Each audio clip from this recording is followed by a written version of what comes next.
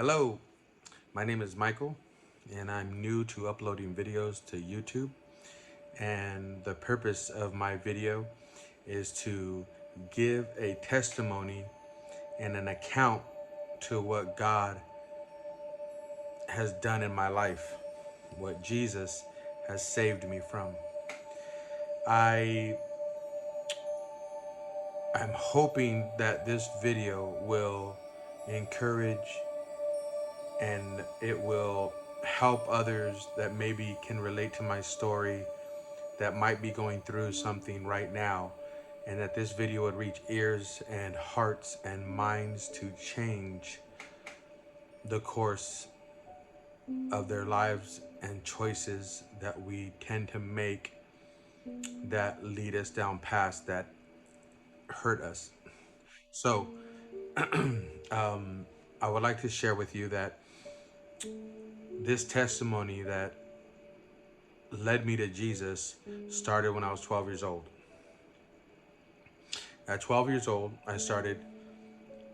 doing, I started smoking marijuana. I tried to smoke, not tried, but I did. I smoked speed. At that time, it was called speed, and but it was really meth. And so I tried meth for the first time. I was 12 years old. I didn't really go further into that, but marijuana stuck with me for a long time, from the age of 12 all the way up to in my early 30s. Now, when I was doing the substance abuse, it was because there was a lot of people in my life that encouraged it, smoked it, and it was always around me. So I would always have it to smoke, and it was sometimes free, and sometimes, I paid for it, and that's what I did. And in doing that, I went through the years of middle school, all up to, up to, from fifth grade all the way up to high school. I was smoking, cutting school, and all I wanted to do was get high. And for all those years, that's what I was doing. I was getting high, and it caused me to drop out of school. It caused me to be real just lazy, really. And all I did was dream on it and imagine, you know, a future that could be really great. But in reality, I was literally tranquilized from reality. So it was very hard for me to really accomplish and do anything at all because of weed, because of the years of smoking it, and that was all I was doing. And so going through all these phases in life, I was really didn't realize that it was the very beginning of a spiraling domino effect to a really bad way. And so in saying that, it started at 12, and by the time I hit, I think it was 22, I was smoking meth. And I got involved in a relationship, and which I thought was everything. I thought this relationship with this woman was gonna be, or this girl at that time. I was 17, and so was she, and I thought this was it. This is who I'm gonna be with. This is who I love. In such a mind state that I was at that time, at 17 years old, I pretty much thought I had it all together. I knew how life was gonna go. I was determining to have a family from this person that I believed to be, or was going to be my wife. And and that relationship was a very difficult one, because it was the very thing that got me into the church doors. Even though I grew up in a Christian home, there it wasn't, of course, nothing's ever really perfect, so it wasn't the perfect Christian home.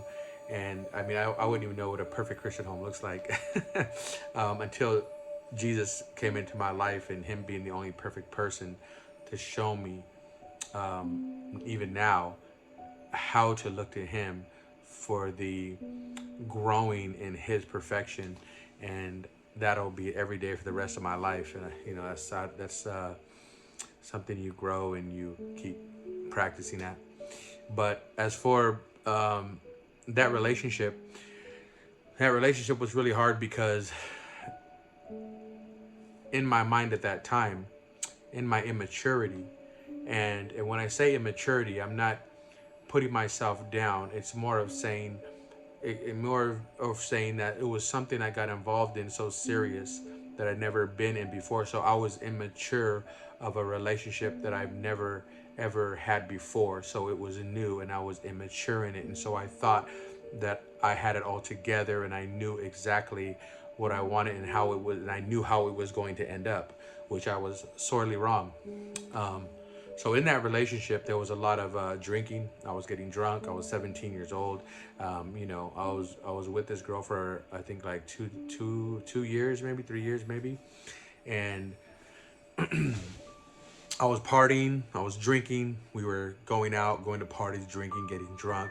A lot of sex and all of that stuff with not being married and not trying to really do things concerning Christian morals. Even though I grew up in that even though I grew up in that environment, it wasn't enough to hold me to those morals because of my, I guess you could say, because of my immaturity of life and all the influences of life that were all around me.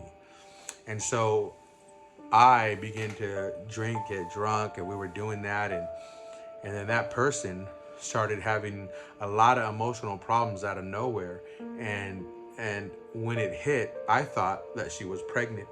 I thought, okay, I think I got her pregnant because she was acting all out of sort, and it was like all this kind of, I don't know if how do I put this? It was like up and down, left and right, day and night. I just didn't know what was happening with this person, and we ran to the hospital to see if that person was pregnant, and she was not.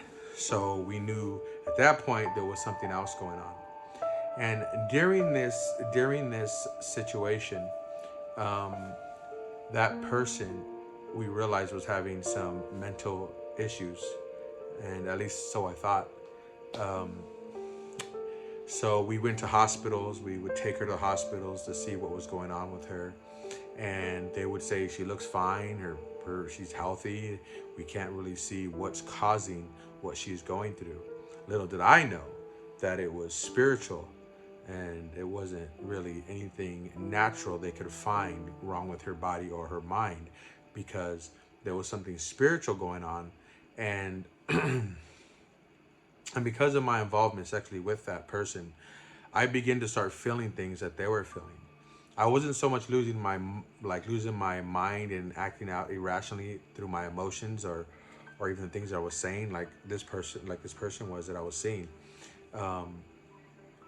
But I was feeling things that I never felt before, paranoia, and even the best way I could explain is I even felt like something was on me, and I couldn't explain what it was because I have not given my heart to Jesus yet. These were the very vehicles that got me to go to church and reach out to my parents that were Christians and to start getting involved in the church. And even though there was in and out going to church, like I said, it was no real dedication for me on my part.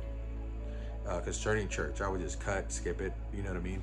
I really wasn't interested in it. And so anyways, so that person, we realized what was going on. And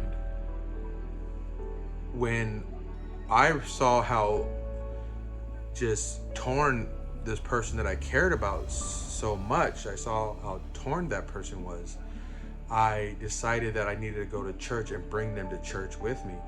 And so because of everything that was going on, and we ran to a church called Star of David in downtown San Jose on 5th Street. And when we went there, they had a wonderful worship going on, and we're just waiting to go up to the altar. Like, we're sitting there just biting our nails because we knew just all this stuff is going on with both of us, and we needed to get to that altar. And so there was a very powerful movement of God on that church at that time. And when the service, was going and worship was going, the power of God was moving, and they made an altar call, and we both went up there. And as for her, she was getting prayed for, and a lot of things were taking place on her because she was basically, she had demons. There was spirits, and there was definitely some kind of possession going on as it unfolded, in the days to come from this moment. I went up there as well because I know I needed to be set free. And soon I ran up to the altar, threw my hands in the air, and nobody needed to even come up to me. The power of God hit me, where I felt this electricity hit my feet. And it was one of the ugliest feelings I ever felt, because it wasn't like I was experiencing a wonderful presence of God. It wasn't like I was feeling like a wonderful peace hitting me. I felt like the power of God. And what the ugly part was that when the power of God hit my feet, the electricity of the power shot through my body, and it literally was taking whatever that spirit was that I took on because of my sexual acts with this person, out of wedlock, out of marriage, and because of, that person was not a believer, and I became a believer, and I was still involved sexually with that person. I forgot to mention that. Excuse me, but that was what was happening. I'm trying to come to Jesus. I'm trying to come to church, and then I started bringing that person, telling them they needed to come, and then because the fact that I kept, we still had relations. It caused a transferring of spirits is what happened. And so when I hit that altar, the electricity hit my feet, and when that electricity, the power of God hit me, the electricity like shot up through my body, and I literally felt that spirit like pop off of my head. Like it literally went through my body and came off my head, and it shot off me. And one of the ugliest feelings that I've ever felt, but I thank God that he delivered me. He set me free from that spirit. And I knew at that point that I couldn't be involved with her like that anymore. And plus she was getting more worse and worse. Now at this point, it was getting even worse. Even though she went for prayer and all that, for some reason, it got a little bit more worse. And she was, still living with her folks at that time like I was. And, and because of her folks, they had different beliefs, different religious backgrounds, and it was outside of the things of Jesus, the Holy Spirit, and God, and it was not nowhere near the truth of God. It was just this whole different other thing, and it was purely just evil. And I had no idea what I got myself into. I had no idea what I walked into, and neither did that person. You know what I mean? They didn't even realize what was happening. It was very sad, and my heart was broken. I was crying. I was weeping. I was crying because it was like this person that I cared about so much, and seeing that happen to them, it was like my whole world was crumbling all around me. And so that relationship ended. That relationship ended because of the parents, and they thought it was best if we so they can take care of that person. And so that relationship ended, and I just kept going to church. I ran to church. I ran to be saved. I went to Cathedral of Faith. I started going there, and I was literally seeking God because I knew that what I seen through that person, through the effects of the spirit on her life, and seeing that and how it affected me, it made me look at the Bible and go, oh, this is real. Like, this is real. I mean, I was seeing things talk through that person. There was other things talking through them to me, talking through her to me, and it wasn't her. And if you ever experience somebody and know them, and then when something else talks to them, that that's not them.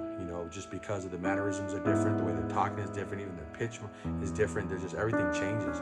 And so I knew that there was definitely a demon involved. And so I started going to church. I gave my heart to Jesus, and this is part one of the Lord saving me, because I'm going to make a few of these videos around 15 minutes long, because the Lord saved me more than one time. Because the truth of the matter was that there was a big hole in my heart. Excuse me, wrong side. In my heart. And I kept going through phases of life trying to fill it with things that were not of God. And I'll continue in the next video. And this was basically phase one.